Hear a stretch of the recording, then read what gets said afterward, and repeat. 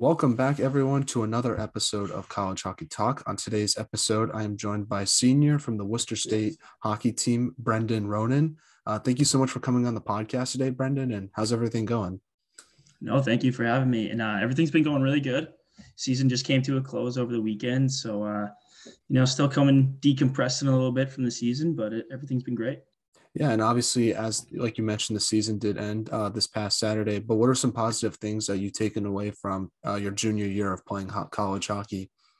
I think one thing for sure, is that our team was right there. Feels like our work that we've been putting in over the past couple of years is really starting to pay off. And I think we got a lot to look forward to in the future. And obviously, you played that game against Plymouth State. They obviously won the MASCAC championship. I just want to ask you, what was your experience like playing in that big game against a good team in Plymouth State? And what did you take away from that game that's going to help your team out for the next few years? I think, let's see here. I think for sure it's fun to test yourself against good opponents, and they are for sure a good opponent. I think one of the pairwise polls had them at like sixth in the nation. So I think it was a really good test for our team. And like I said, I think it just we were right there. And I think, with Coach Delaney, he came to us my freshman year. We had 5 wins. Last year we had a decent team, but this year we really hit our stride. And I think, the things he's been drilling into our head have really started to show. And I think it's good experience for the young guys on our team too, for going forward in their college careers, to be able to play in a game like that. And they have a great atmosphere up there. As much as the result wasn't what we wanted, it's really fun to play in that environment. They got some crazy fans. So Yeah, I was told that's like the most hostile environment for road teams in the entire MASCAC. yeah, I had some family and friends at the game that said that they were getting into it with their fans a little bit. But that's what's fun about it, though, to be honest, is that kind of environment. So Yeah, I think that's what makes D3 hockey different from just the Division One, is because I feel like the connection that the players have with fans is just a lot different. you're on the glass against them. You're getting, you hear some vulgar stuff being yelled at you. Oh yeah. It's fun though. Now, obviously, being a third-year player on the team this season, what type of leadership did you want to bring to the team? Were you more of a vocal leader or lead by example type of player? I'm definitely or I try to be more of a lead by example guy. Especially my dad growing up, he would always say, "Don't tell me, show me." You did poorly on a test or something. Oh, I'll do better next time. No, don't tell me, show me. So I always try to lead by example. I think words, I think they can be helpful in some situations, and I'll speak up when I feel like I need to. But I think leading by example is the best way to do it for me.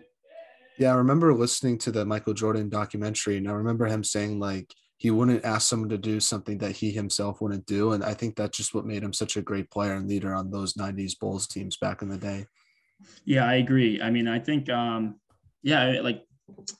think it's tough too, especially in a situation like that. It's one thing when a coach tells you what to do, but I think when you're on a team, I don't think anybody wants me telling them what to do. Just like I don't want them telling me what to do, So I think it's best to just try to lead by example, and the guys who, pay attention to that stuff, I hope they can learn from that, and I hope I set a good example for them. And obviously being an upperclassman, what do you think is the biggest improvement you've made to your game this season? Well, going into last year, I really wanted to improve on my offensive game. I felt like I was capable of more than what I was producing. And I felt like I was able to, make some big strides in that department. And then this year, I really wanted to work on just like rounding out my game, being a more 200-foot player, playing on both sides of the puck. And I feel like I was able to, improve in that department, being, just playing in every situation and stuff like that. Now, one question I do want to ask you about this season is you guys got to play at the DCU Center. I know what that experience is like because I played there once before, got a goal there. One of my, I guess, most memorable hockey moments when I was in house league. But talk about what it was like playing at the DCU Center and what you took away from that game, in your opinion. Yeah, so that was actually a really fun day. You get a little taste of like what it's like to be a professional hockey player. It's an awesome venue there, and they did a little thing where if you bought a ticket, you were able to go to like the Railers game later in the day, which I know is another great thing about playing in Worcester is, you got the Railers in town too, practice at the same rink as us. So you get to see a lot of them and learn from those guys. Like towards the end of the season, a couple of them were helping us out with like face-off stuff. And, it's just, it was a really fun thing to be a part of. And we appreciate all the help those guys give us. Yeah, there's a guy on the team named Jack Quinlivan, and he's from Shrewsbury, Mass, and he played public high school hockey for 4 years and still found a way to make it to Division I and play for Maine and become the captain, which I think is probably the best college hockey story I've ever had the chance to hear. Yeah, no, Jack actually skated with us a little bit. He's a great guy, and I was very fortunate to get to know him a little bit. But they really help us a ton. They give us, try to give us some knowledge and wisdom that they've learned throughout their years of hockey, and I mean they're really good. So I'm all ears when they're around. Now let's transition and talk about the beginning of your hockey career and work all the way up to where you are today. So you're from Saugus, Massachusetts, the home of Jared Carabas. Talk about what it's like growing up there and how'd you start playing hockey? Yeah, so Saugus is a very interesting place. But my whole family, like my dad played hockey, his brothers, cousins, whatever. So, I come from a big hockey family. And so I was skating like pretty much as soon as I was walking, pretty much. And I think any Massachusetts hockey player would know what Hockey Town USA is. Mm-hmm. So that I was in the Mighty Ducks, I believe it's called, like Mighty Ducks skating program when I was a really little kid. And then I just started playing town hockey when I was, of age, like six years old or something like that. Kasabuski, probably the coldest rink in America. But no, it was awesome. I mean, I got to play with all like my friends that I, grew up with. So it was really fun. Now, anyone outside of New England probably won't get this question, but I know you will. I've heard a lot about Kowloon, and it's like one of the big restaurants in town. Is it worth the hype? Oh yeah, it is. I mean, actually, one of my good friends I was with last night, he's from Boston, and he had his Kowloon sweatshirt on. I mean, it's like an icon in Mass. It really is. I didn't realize it until I went to college. I mean, it's everybody. Oh, where are you from, Saugus? Oh yeah, Kowloon, right? I'm like, yeah, I guess. Yeah, but it's worth the hype. It is. Now, talk about who your favorite player was growing up, and I'm assuming it was someone on the Bruins, but if it wasn't, let me know.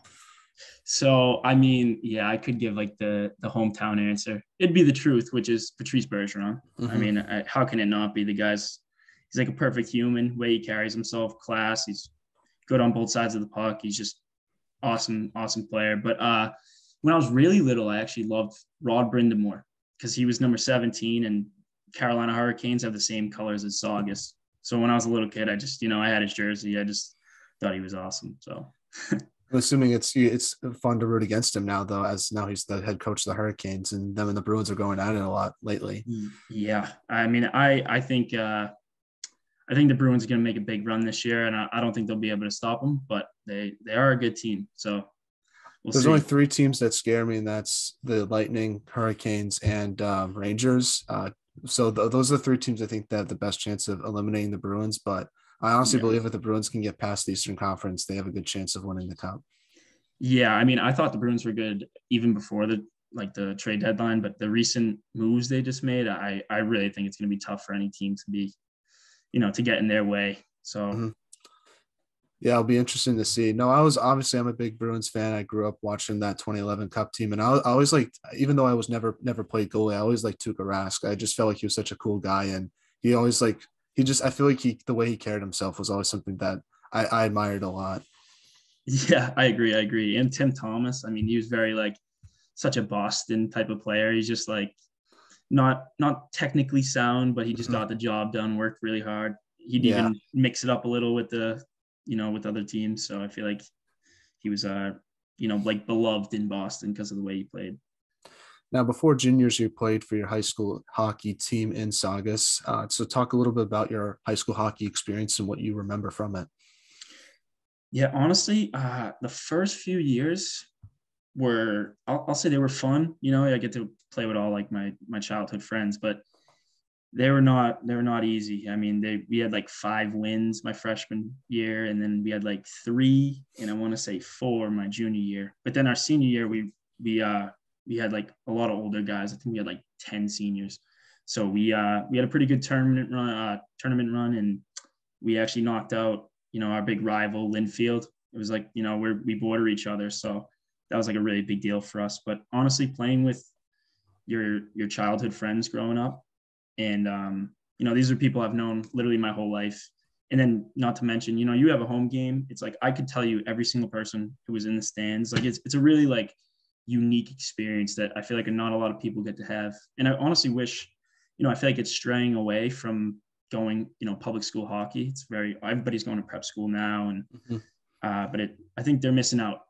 I wish it was different in Massachusetts, but yeah, it was awesome. It really was. Yeah, I was wanting to ask you, what was the Massachusetts high school hockey scene like? Because obviously everyone knows what it's like in Minnesota. It's huge out there. But I feel like in Mass, it's not as talked about. But I feel like when your team's in it and going on a run, it's like the coolest thing to be a part of, even as a fan. Oh yeah, it was like I remember when we won a playoff game, the Linfield one.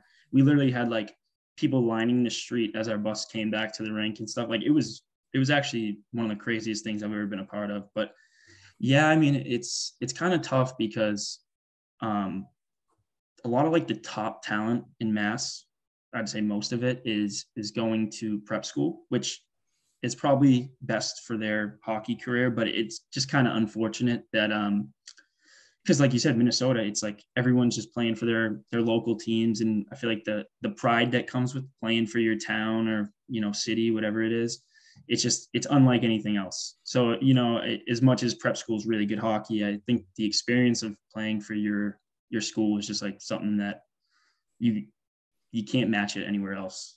Yeah, no, I totally agree with you on that. It just I feel like Massachusetts is really a good state of hockey. Like everyone says Minnesota state of Yep. hockey. I think Mass is honestly better or just on the same level as Minnesota in regards to that. And I just think if more public high school hockey players got to play, like, and it just became sort of what it's like in Minnesota, I think it would be just as big. And because a lot of those guys, like, they still go on to the USHL and other junior leagues and have a lot of success. Yeah, absolutely. I mean, I think like me and some of my friends from Mass have talked about it. Like if everyone just stayed in their town, I mean, the divisions are broken up by like school size and stuff like that. But if you broke down just like kept all the players in their towns, I mean, it'd be very, very good hockey Mm-hmm. if if the prep school route wasn't so big. But unfortunately, it's not. So, but I still think it doesn't take away from the experience. It's unlike anything else. Luckily, college hockey I think is a lot better here in New England than it is out in the Midwest. So we got that going for us. Yeah, I mean, I honestly can't speak much. I've never seen a lot of the college teams out there, so I don't want to throw any. Just from the fan perspective, like you see what the Bean Pot's like, and I feel like Oh Minnesota yeah, doesn't have that at all. yeah. I mean, I think the Bean Pot, especially with like the history behind it and all Mm-hmm. that, is it's one of the best things in college hockey. Um, Minnesota teams, like I said, like I grew up a big BU and Northeastern fan, Mm-hmm. and I mean, I used to love going to those. I thought those guys were like, gods when I was a kid. It was like one of my favorite things to do. But I don't know. I can't speak much for the Midwest, but I feel like I can't imagine it's as big as it is here. I think it's more their high school hockey teams is what they look up to, and then like Yeah, all those top players go play for those teams in Minnesota. But it's just sort of it's sort of pro hockey like ish in yeah. regards to their college hockey teams. Where I feel like here in New England, it's a little more pride in like your area of where you're from in New England. No, I actually know exactly what you mean. Like it's more of it's more like the fans are more not as crazy. Yeah, Like high school hockey's they go nuts for it, but the college hockey's more like if you go to that school, you like reserved. it. But if you like, I don't feel like people who like go to Minnesota will watch a lot of like outside of Minnesota games. And I could be wrong on that. I've never been to the Midwest. It just I feel like I get that vibe where it's here. It's a little bit different. Yeah, no, I definitely agree with you. Like a lot of us are keeping up with all of college hockey, and for them, it's just kind of like their Yeah, team they root for. That's kind of it. yeah. So, but I do want to ask you about your junior hockey days because you got to play in the USPHL for the Northern Cyclones. I'm curious how you got the opportunity to go to that league and just talk a little about your experience there. Yeah. So my senior year, like I said, we had a pretty good tournament run, which was probably really big for me for finding a team because a lot of coaches come to those games and stuff. And my coach for the Cyclones, Bill Weand, had watched me play a couple times and had contacted me, and we were talking back and forth. And then I ended up going with them. To be honest, I mean, I didn't really have that many options. Like, it was Cyclones were definitely like my best offer. So I went there, and I absolutely loved it there. I got nothing but great things to say to them. And, all the ice time they had. And I mean, it really helped me work on my game to better myself so I could play in college. Yeah, that was going to be my next question, but how'd your experience there help prepare you for Worcester State? Yeah. So I'm like forever indebted to Bill Wee, and I really am. He's a very special person to me. And he, my first year I was kind of working out some kinks. High school hockey was good for me. I got to develop my confidence and all that, but then, it was a different level when you go up to juniors. And I feel like I needed to work the kinks out a little bit first year. We ended up having a pretty good run in the playoffs, but then going into the next season, I was expected to be kind of one of like the, a top 6 guy for as far as forwards go. And he really helped me, like work on my game. And they had so much ice, that was the best part about it is we'd have practice and then the ice would be open for another 2 hours. So you could just really like work on whatever you wanted every day. And, that was just a great organization. I was very fortunate I got to play for them. Now talk about your recruitment process to Worcester State. Who reached out to you and what made you want to go there versus other schools you might have looked at?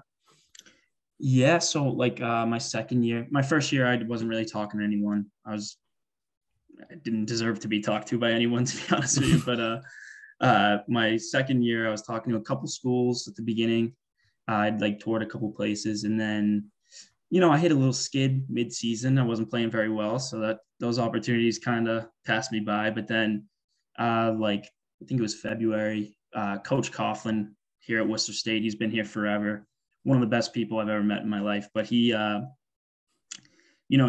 showed a lot of interest in me, and I felt like I always said I wanted to go to the MASCAC.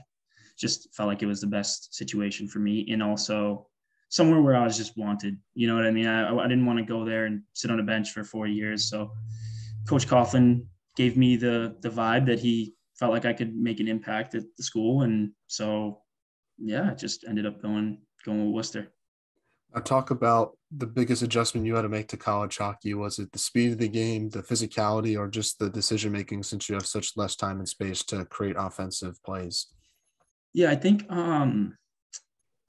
like the speed of the decisions you have to make. It's just like you said, there's just less time and space, and you have to pretty much know where you're going with the puck before it gets to you. And I think my freshman year I struggled with that a little bit. I think the physicality, I feel like I didn't have too much of an issue with it, but I think when it came to just like making quick decisions and having the confidence that I had in juniors was a tough transition for me. But honestly, it was probably the schoolwork, truthfully. Yeah. I mean, just balancing, like, you don't go to school for 2 years and then you're just back in college, and it's kind of tough to adjust to that.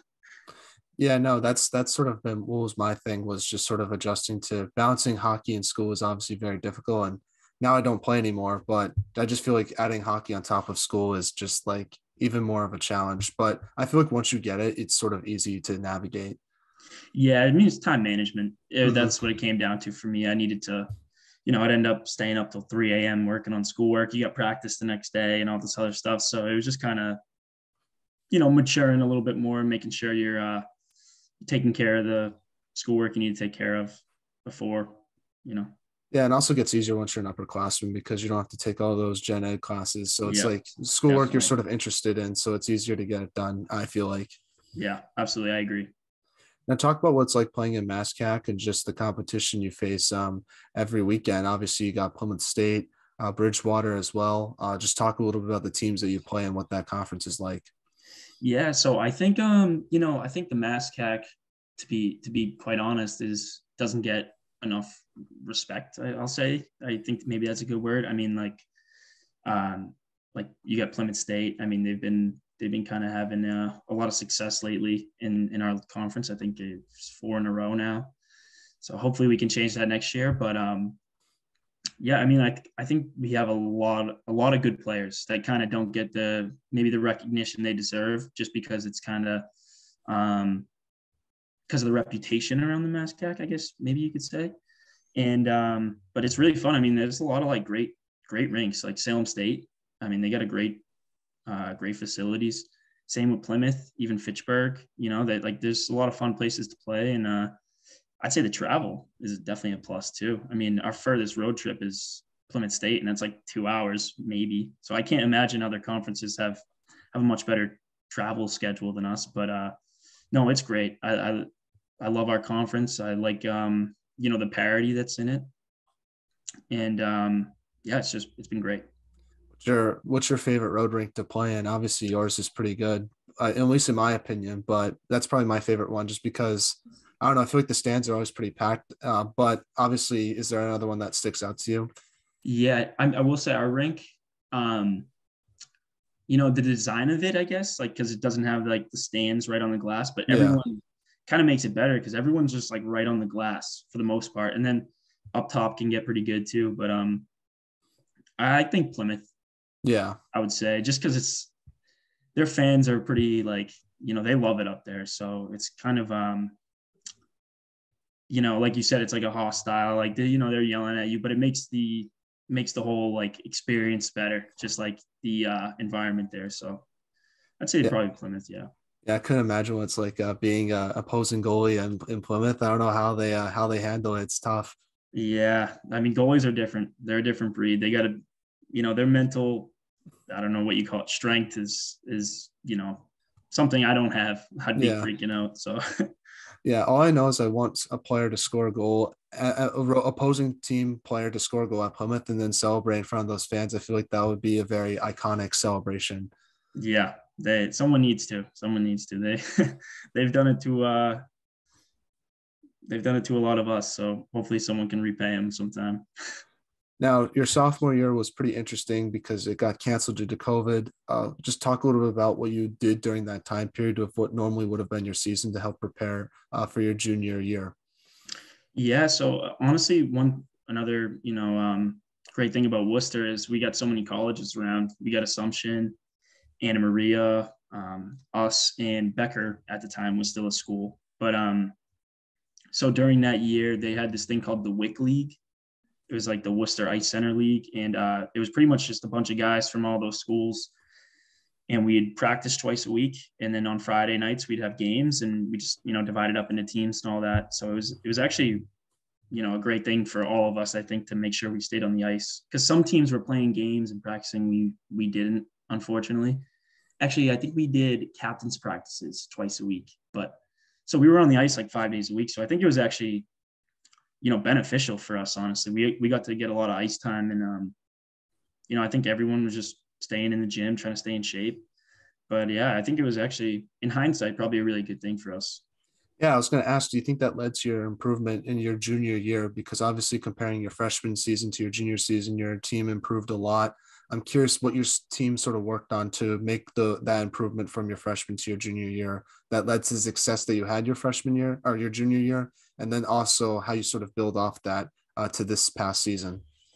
Yeah, so my freshman year, honestly, it's tough to pinpoint what was the problem.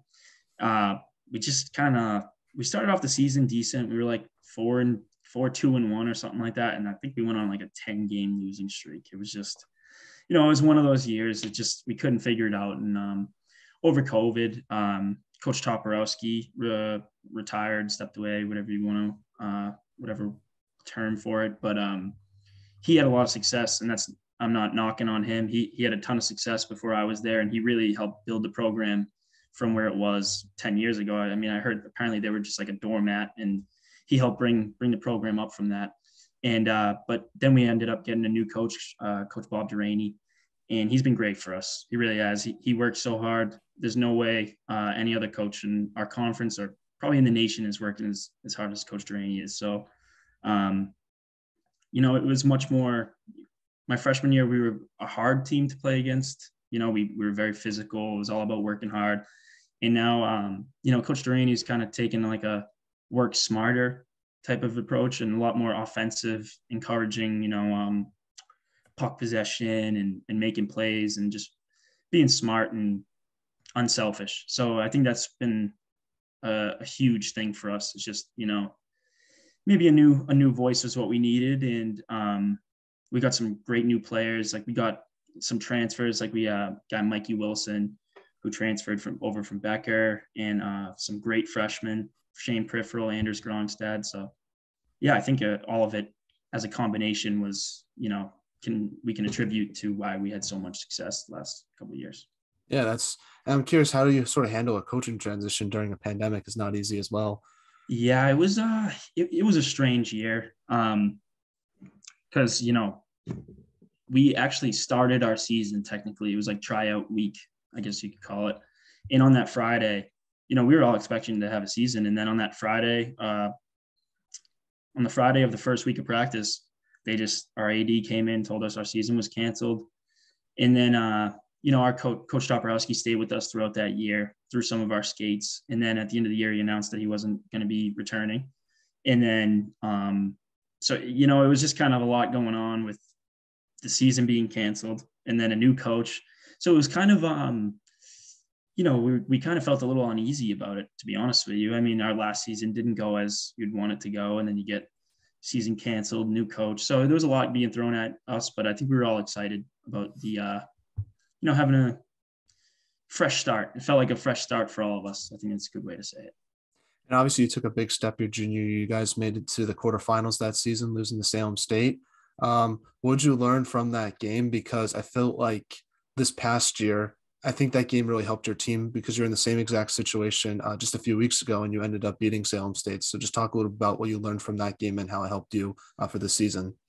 Yeah, I think you're spot on because I mean that really that one hurt last year. So we were just thinking about that all coming into the next year, and I think we accomplished our goal. I think we went 4-0 against them this season, knocked them out of playoffs. But it's just kind of like you can take those things and you can feel sorry for yourself or you try to learn from them. And I think our team really tried to learn from that mistake. Yeah, we felt like we were a lot better than them last year, and we kind of let our playoff hopes slip away because of that game. And we weren't going to let that happen again this year. They took us into overtime and stuff, but we used our wisdom. We had an old team this year, some 50-year guys, a lot of seniors. So we just tried to use our wisdom and, just stay level-headed throughout the game. And I think it ended up helping us a lot, getting the victory and then, moving on to the finals. So we're now in a segment I like to call the non-hockey segment, where I ask you 5 non-hockey questions just to get to know you a little bit more off the ice. Yep. First one is music. What do you like to listen to? I'm a big rap guy. I mean, I love all music, like I'm a seasonal country guy, but I big rap guy. J. Cole, Lil Wayne, anybody. Yeah, I would say my favorite rapper is probably Drake. I know that's sort of a generic answer, but yeah, like the guy just makes hit after hit. Yeah, he does. I'll give him that. I do. I love Drake too. It's a lot of guys. I mean, I'm not a huge fan of like the new guys, I guess you could say. I'm more of like I like the Drake, Lil Wayne, Kendrick Lamar, J. Cole. That's more my style. But I'm a fan of really like all music pretty much. Jordan Lucas from Worcester.